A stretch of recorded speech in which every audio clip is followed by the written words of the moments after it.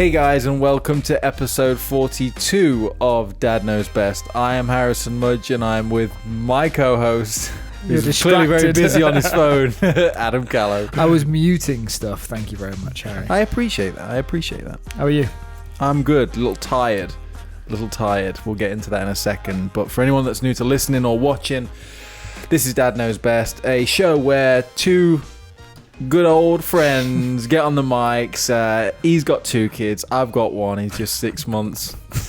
And we just share stories. We share what it's like being a couple of daddies, being a couple of cool daddios. So we drop some professional parenting advice that we recommend that you take back into your family and execute diligently.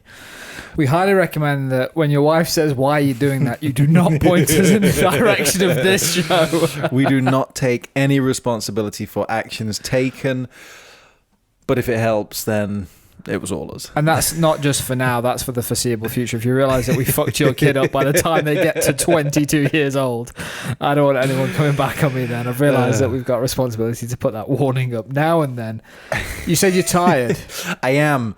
I've noticed, but there's a difference in your tiredness. Okay. Tell me that. Tell me. Do you know sometimes when you roll into the office and you got like your bag on your back and you got your camera case? I can tell from the sounds that come from you in that case as they come through the door. I know what mood you're in without even having to look at you. It's like, has gravity doubled in his world now? Yeah, it's just a lot more noise and just some sharp sounds. Okay, so run me through what this. I assume you're saying that this is like a good tired that I've come into the office with. Is that what you're saying? Okay, so what's the difference? What are the nuances? How do I soften the blow? For everyone, your face is just easier to look at. Yeah, honestly, when you're like tired, angry, like you don't hide it well. I wear it. You wear it well. Okay. Like it sits heavy in your face. I sleep on my face. Is what I'm saying. So. But recently, it's more of a, I'm okay. I'm just tired, mate. Compared to, I'm fucking tired. Like that's the tone difference that I get from your face, and that continues on for the rest of the day. But I know it from the sound of you coming into the office. That's so funny. That is so true. Yeah, we've known each other way too long. So what's the difference now? So the reason I am tired at the moment, or have been for the past few days, is because my beautiful boy Elliot is now teething. So literally since we recorded last week, I think it was probably. Because when did we record? We recorded, what day was it? Like Thursday last week, was it?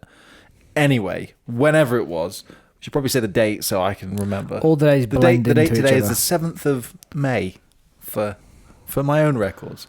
But last week when we recorded, it felt like only a day or less when it will put anything in his mouth, as any child does. So every now and then he'll like gnaw on your finger or your knuckle. Well, the other day he bit my knuckle. I was like, oh my god, something's sharp there. So he started to teethe, and as of recording the 7th of May, he's now got his middle 2 bottom teeth are starting to come through, and which is exciting, which is great. But another stage. He's a little bit more, because I think we spoke off the mics about this already briefly, because you said, oh, is he getting fussy or anything like that? And because like extra ratty, because I guess because it had just started, he hadn't. But then like that night I got home and went to bed, and he's just been a little bit fussier in the daytime. He's not sleeping as much in the day. He's not been the greatest daytime sleeper anyway. Like you have to like put him in the room, black the room out in order for him to have a nap. But then recently at night, he's just been waking up, and then he doesn't like cry necessarily, but he's got these grunts, and it's the most fucking annoying thing because he's obviously stirring and he's like not comfortable, and then he does wake up eventually. But luckily, God bless her soul, Emmy jumps out and tries to make him feel better. So we're trying different things like Bonjela, painkillers, and all sorts, because he's obviously not comfortable. Like for something to be that uncomfortable that it wakes you up in the night, obviously he's a baby, so maybe it is different, but I've had like a migraine come on in the night before, and it wakes you up and then obviously ruins your night because you're in pain, you're in agony, and you have to get back to sleep. So it's just been quite tight. It's very reminiscent of the early days when we first brought baby home, and Taking you back a little bit. like it's just like, I don't know what that noise is, but I want it to stop, and I want it to stop right fucking now. When you were telling me about this the first time, and I was talking about like, oh, so like who's getting up in the night and bits like that. Mm-hmm. You gave me like a justification that I'd like you to share with me. I thought I'd save it for now to bring it back up. So you do raise a fantastic point, Adam. So for anyone that is new to the show or doesn't know us, or it's a just shame that wants you're to- tethered in, because you also exaggerated the motion and the movement of walking around your bed was extremely exaggerated when you did it, which cracked me up. But just talk me through the reasoning why the situation is as it is. So Elliot right now is in our room, my neighbour's room, and our house isn't a mansion, so our bedroom isn't the biggest, but when it was just obviously our bed in the room, there's plenty of space either side. So the walls, it's hard to explain, but as you go into our room and you look right, it's like the bed's at the end of the room, and there's like, what's that, like 2.5 feet ish? I was just thinking, and if you've just got an email from us up until like 10 minutes ago, you would have known his full address because we just removed it. So you could literally know his address and know the layout of his room by the end of this if we hadn't changed that for an email. Send gifts. So like we have like probably about 2 and a bit feet either side. One side's got my side. Is it my side? Was it my side? No. So okay, so we flipped in the bed as well. Yes, okay. It's all coming back to me. So before there was a cot in the bed. Are you following along, people? Yeah, following along. Join the journey. Get a pencil. As you're at the foot of my bed, looking up to the pillars, I would have been on the right-hand side. Emmy would have been on the left-hand side. So you're closer to the door as the Closer man. to the door. Apparently that's a whole thing. It's a man's That's job. not always been the case. I've always just... What it actually is I've always took the side that's closer to a plug socket.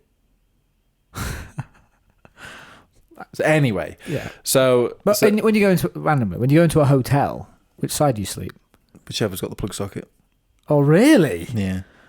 You're fucking crazy. Well, I mean, it's tricky because, like... That is mental. But here's a question, though. When you've got a double bed, Yeah. do you sleep in the middle or do you sleep on one side?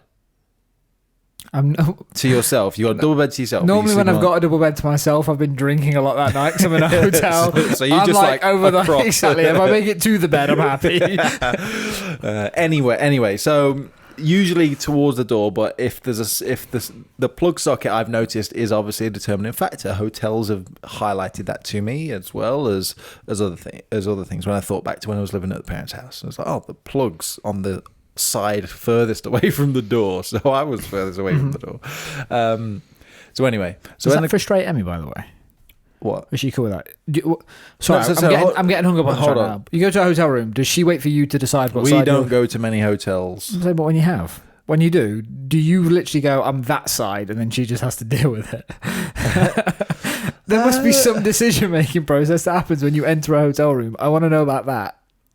So I would think I'm trying to think on the spot here. So don't hold me to it. You know what I mean? We I work with you. I know what can happen here. We could do a follow-up episode if we need to. I would say that, for example, if you ever been into the hotels where they're like super compact, it's like the bed takes up one side. Yeah, there's like no windows. Yeah. There's a picture of a window. So in a scenario like that, I will take the side that has a side. Yeah. So Emmy will go in to the back. Yeah. What if it was in the middle of the room? Plug socket. But It doesn't matter. So for example, we can swap sides in our bed at home. Like we could like, that's crazy. and I'll get onto that in a second. Anyway, Sorry. so now that while the cot is in our room, Where? we've had to make some space for it because it could in theory fit down one side, but it would have just been the cot. So then there's no space To get out. to get out of the Yeah. bed. So what we did is pushed the bed to one side, So it's in one corner of the room.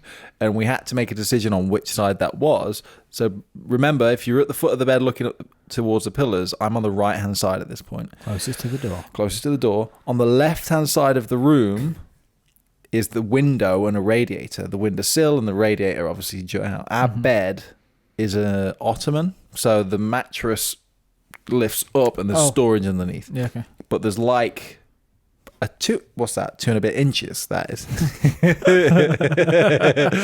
That's about 6 inches, right? 6 inches. 9, actually. So just don't ask your friends. So yeah, don't compare. I've got small hands.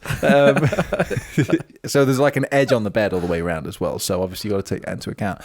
So when we pushed it to the side, or when we were deciding which side we pushed it to, we had to push it to the side with the window because the lip of the radiator and the lip of the bed and the lip of the window and all that to function. Yeah, we still need that to function, but we also couldn't put the crib that side because even though that would fit, because of the radiator jutting out, there's still less room. It was like a weird thing. Anyway, oh no, it wouldn't fit.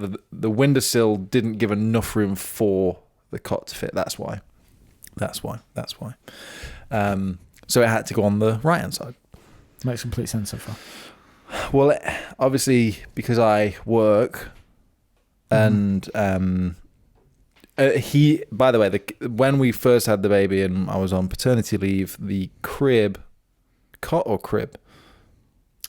Both. The because baby, we have American listeners. The baby sleeping apparatus was at the foot of the bed for the initial period. Anyway, and we actually slept technically upside down in the bed, so heads where our feet would be because the baby's at the foot of the bed. Anyway. Yeah.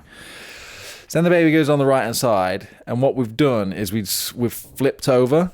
So I'm in the corner, and she's on the edge of the bed, so she can get out and attend to the child. Fantastic. But what that does, and I appreciate that because she does that because obviously she's off work and I'm going to work, and she wants to be the one that doesn't always want to be the one, but she initially agreed to be the one anyway. She made the mistake of agreeing to do it. Jokes. I love you, Emma. Kind of. Yeah, sort of. So she's on the right hand side now. I'm on the left in the corner, so she can tackle the baby. But what that's done is that's pushed me into a corner, like I've just said. And what that's created is, like, not what it's created, but the issue I have now... No plug sockets. There's plug sockets. Okay, cool. Just checking. Because now what I've done is, there's technically plug sockets like behind the head of the bed. So I've had to get an extension cable for an iPad charger for a cable on that, so it goes all the way around and I can charge my phone. Wicked. Whew, crisis averted. You could just imagine coming into your house like one morning and seeing you sleep on the couch. It's like, we moved the bed, there was no plug sockets. I'm down here now. So I'm in the corner, but the problem I have is I now can't roll out of bed. So for example, Emmy, because she's on the side where there's the crib and the space, admittedly there's still not loads of space, but she's got smaller feet than I do. So, whereas my big paddles trying to get them out and trying to get on the floor is very difficult in the best of times. Fun fact, Harrier size, for those 14s. of you, Harrier size 14s. That was actually on our pub quiz recently. It was 14s, and anyone watching on the video would have seen that at gargantuan scale. Anyway, so I would, to fast forward to now with the teething, Elliot gets a little cranky. Listen's like, thank fuck. Long story, extra long. I can't even remember what the question was, but nor can I, so throw it back this way. But I had a conversation with Emmy the other day, and I was like, I would jump out more. The challenge is, in order for me to get out, so imagine, for anyone that's watching, they'll see this a bit clearer, but for anyone that's listening, just imagine it in your mind's eye. Imagine I'm in bed. You're right there with me. We've just we've just doubled our YouTube subscriber count. Everyone's going over now because I want to see this on video. So I'm in the bed, and obviously I can't roll out to my right because there's a wall. And I can't roll over to the left because there's a wife. So what I have to do to get in and out of bed anyway is I have to take the long route, which is off the end of the bed. Now, I obviously do it. I'm a very agile young man, but in the middle of the night, for me to roll out of the bed the long way, I would be absolutely like, my heart would be pounding.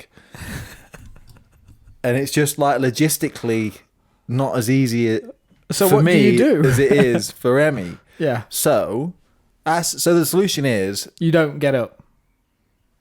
correct. In no circumstances I don't at that time get up, admittedly. But what we do, maybe not as often as we should, but what we do and have done in the past is swap sides in the bed. Mm-hmm. So then, because I would. Can I ask you a question and be hold straight on, with me? let me finish. I'm gonna let you finish, and I'll let you start, and then you finish. But if I'm on that side of the bed, which I have done before, it's obviously no one wants to get up. Anyway, I'll admit that no one wants to get up. That's why it's so annoying. But when you've got that side of the bed and you've got that access to jump out, it's just easy to just like knees out, legs out over the baby's crib and just shut it up, dummy in, whatever it needs. Easy. It makes complete sense. We're completely disregarding the fact that that person, yes, it's easier, but they still have to get up. Agree. But hey, so here's the thing though. That's a big thing you're pointing at me. We're both awake still. We both get woken up. Okay. But it's just, like I say, it's just easier for her. And it's not like we've agreed. But is it awake like with Sarah and me? I used to be like, yeah, I'm awake when you're feeding. Like, but I'm like trying to nestle back in. Are you like awake and present and looking? And I was like, is you okay? No, because then I may as well get out of bed. But like last night, I remember I was actually half asleep at one point, but I said something like, because Elliot kept making these noises and obviously woke us both up. And I was like, because I sleep face down, because that's normal. So I'm like face down on the pillow trying to sleep. And it kept going, this like grunt, this annoying, because it must be a parenting thing as well, because the slightest noise from Elliot, like will cut through anything. Like it's kind of like little noises outside and stuff you don't hear, or you lose that them. over time. But when Elliot, at the moment anyway, when Elliot makes these noises, I can feel like a small amount of adrenaline course through my veins every time that noise happens, because you're like. And then it's shortly followed by, for fuck's sake. But so he makes these grunts, and it kept happening. And I can't even remember exactly what I said, but it was something along the lines of, "That's really fucking annoying. That is now." What, out loud? Out loud. And then Emmy responded like, "I know, I'm trying to calm him down, but I was asleep at the time. It's almost like I didn't even know what was going on."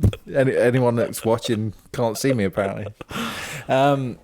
Question. The amount of times, which one of these ratios is higher in your favour? The amount of times that... I feel like this is entrapment, but go on. It's not... I'm not a police officer. I'm debating whether I even publish this episode. Which one of these is higher? The amount of times that you and Emmy swap sides so you can take night duties. The other one. What? Or the amount of times that you clean the nappy. Oh, I clean more nappies than... Wait, what was the question? Okay, let's do a ratio. Do I clean more nappies or sleep on out of the baby's 30, side? So 30 nights sleep in a month. How many times are you in the corner on the bed? The majority. Give me a number. Well, what I should be doing is at least doing the weekends, which I am going to do. Now that you've guilted me into it. So 8. So 8 out of 30. How many out of 30? That's a good number. That's better than what it really is. And out of 30 nappies at the weekend, because you're not there during the week, out of 30 nappies at the weekend. So I think we tend to alternate quite literally. It's like, oh, really? Yeah. I respect that. Not down to a T, like, but again, she doesn't listen enough and she doesn't watch enough, but she'd probably tell me that I'm way out. But when she complains to you, we won't give her a voice on the show to complain in public. So you are correct, Harry, with whatever that you say. Because it's the weekend and I'm just about. We tend to just feel. It feels like I did the last one. Go on, sort of thing. it was like that for me and Sarah and Riley. Mm-hmm. I don't think I've ever seen Reggie's arse. He's 3. Not at all. But like, Why not? 5 times. Why not? Is that because? I don't know. Is that a Sarah thing though? As No, in, like, no, that she wanted me to. okay, Yeah, okay. yeah. So you just dodge those bullets. Yeah, but I must have been like Neo out the Matrix the amount of times I've dodged it. Do you know what I think you do? What's that? I think you. Excuse me. I I'll think do this. you say. Sorry, mate. Hold that thought. No, I actually think you probably do the Adam Callow signature move, which is you're in. Yeah, we're not publishing this show. You're looking at the screen, and you'll be like, "Yeah, I'll do it in one sec," and that 1 sec is actually an eternity. Yeah. So she it's probably until that task is done. She probably just goes to waits until she can't wait anymore, and she's thinking, "I'm just going to change myself." Yeah. You've managed to train is the wrong word, but she's learned that you're useless in that regard. Yeah, she learned that. I've not got a problem. She learned that about 2 years after we got married. I don't have a problem changing nappies or anything like that, but there's always that like roll of the dice where whether he's got a punami or not, which usually he doesn't. But sometimes I've come home and the wife's just let me. She said, "Elliot's had like 3 poos today. It's gone all down his legs. I had to bath him twice and stuff like that." And I'm like, he's probably all pooped out then. I'll take the next one if he's empty.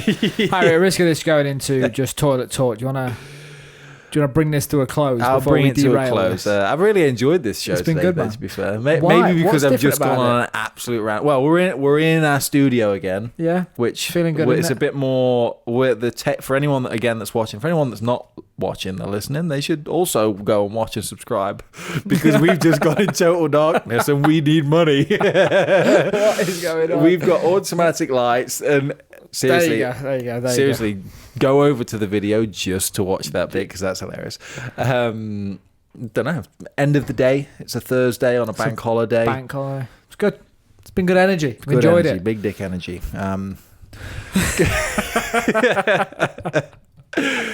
Guys, thank you so much for listening and watching. There's more listeners and watchers right now, but either way, however you consume this content, thank you so much. Hit subscribe on all of the devices on the chat. If you got iPads and iPhones and Macs, create new accounts on all of them, subscribe, re-listen.